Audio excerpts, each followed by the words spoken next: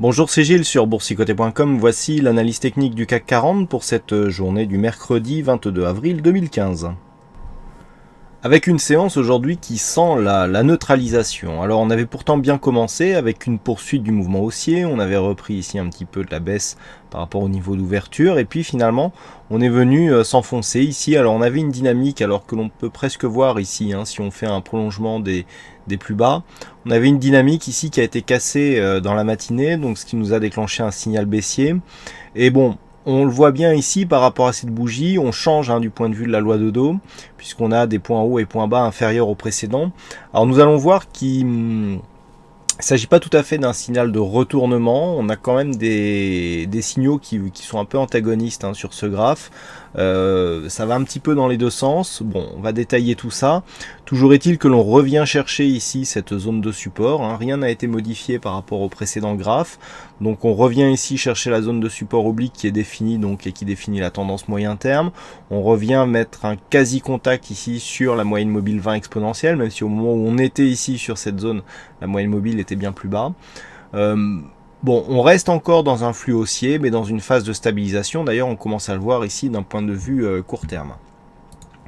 Du point de vue des indicateurs, donc c'est la stabilisation, on a le RSI qui se neutralise, le stochastique ici qui vient de lancer un signal baissier, mais vous voyez, il est en train d'invalider ce signal baissier, puisque nous avons ici le stochastique qui revient donc croiser sa ligne de signal. Donc ça, c'est une invalidation de signal. On vient juste de sortir ici de la zone de survente, mais tout de suite ici on vient croiser la ligne de signal. Donc ça, c'est une invalidation.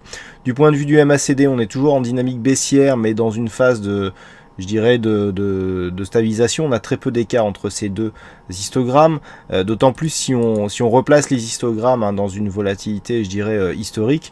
On voit bien que depuis quelques temps, on a ici très peu de variations. Donc là, ici, on a l'impression que ça varie, voilà, parce qu'on a peu de volatilité et que le graphe s'adapte. Mais en fait, il y a très peu de variations et donc on a une quasi-neutralité du MACD depuis désormais quelques semaines. Du point de vue des volumes, on reste dans la moyenne. Alors du point de vue des volumes, on avait ici donc ces histogrammes, cet ensemble d'histogrammes qui sortaient de la moyenne. Bon, je ne prends pas l'intégralité ici parce que ça correspondait aux trois sorcières, donc ce ne sont pas que les flux de tendance qui font ici cet histogramme. Et ce que l'on peut voir, c'est que les volumes constatés sur les phases haussières sont quand même un peu moindres. Alors on revient un petit peu, mais ce n'est pas encore suffisant pour réellement impulser un mouvement haussier. Voilà, on revient à égaliser quasiment, ce qui irait dans le sens d'une neutralisation. Et puis le contexte reprend un petit peu de volatilité, mais là aussi on était sur une volatilité un peu faible. Là nous avons 1,52% de volatilité intraday sur cette séance, ce qui n'est pas énorme finalement, ce qui est même tout à fait dans la moyenne, historique. Tant que l'on est entre 1,50 et 2%, il n'y a pas de quoi crier à la hausse de la volatilité. On est dans des zones tout à fait classiques. En général entre 1 et 2% sur l'indice CAC 40 et sur divers indices. C'est une volatilité tout à fait normale.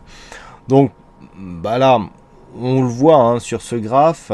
On avait donc ici la poursuite du mouvement haussier. Alors la poursuite du mouvement haussier n'est pas remise en cause. Si on élargit un petit peu le graphe, nous avons donc ce support avec diverses attaques. Je dirais que cette attaque n'a rien de plus que les autres. Elle n'est pas plus agressive, elle n'est pas plus...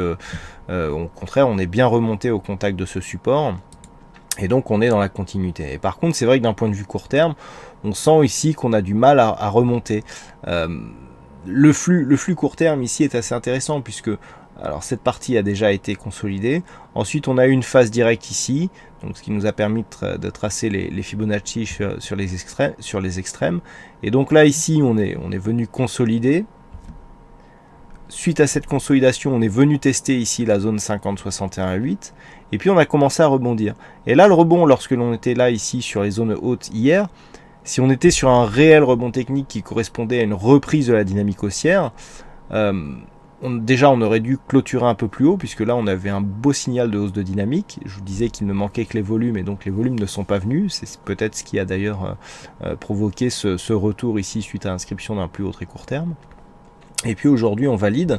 Donc comme je le disais en début de cette analyse, effectivement on a une inversion dans la progression et par rapport à la loi de Dow, mais par rapport à la progression globale, nous avons quelque chose qui se neutralise, hein. On a des points hauts qui restent par là, on a des points bas qui se situent quasiment ici sur la zone de retracement des 50%, et je dirais la bougie que nous avons aujourd'hui fait quasiment ces zones, alors que c'est une bougie très hésitante, hein, une bougie ici, un doji en croix, qui irait dans le sens baissier si on avait une clôture par exemple proche du support.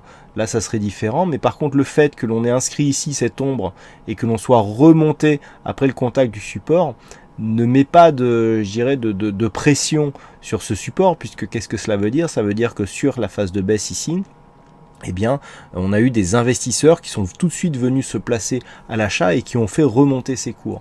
On le voit bien lorsque l'on regarde le graphe intraday. On a une belle alerte intraday donc sur la rupture du support oblique intraday que je vous ai montré sur l'analyse de la journée. Et sur le point bas, on remonte assez rapidement pour revenir ici évoluer sur les niveaux d'ouverture. Donc on a vraiment ici pour l'instant une phase de stabilisation. Alors par contre, cette phase de stabilisation en absence de retour de la dynamique haussière peut provoquer aussi une rupture de la zone de support. C'est ce que l'on a actuellement sur l'euro-dollar. On a un franchissement d'une zone de résistance puisque nous étions en tendance baissière, mais qui se fait sans retournement, donc au profit d'une évolution horizontale. Et comme je le dis souvent, lorsque l'on casse ici une zone de support, c'est pas parce qu'il y a cassure qu'il y a forcément retournement. Donc là, a priori, on se stabilise entre 5140 et 5270. Tant que l'on est dans cette zone, donc on est bien borné ici, puisque c'est la zone 50-61-8. Là, c'est la zone de point haut, donc on a une zone de résistance ici à 5262. Tant qu'on est dans cette zone ici, dans laquelle on évolue eh bien, depuis désormais la clôture du 7 avril. Donc pour l'instant, on a fait quasiment tout le mois d'avril dans cette zone, eh bien on considérera que nous avons une phase de neutralisation.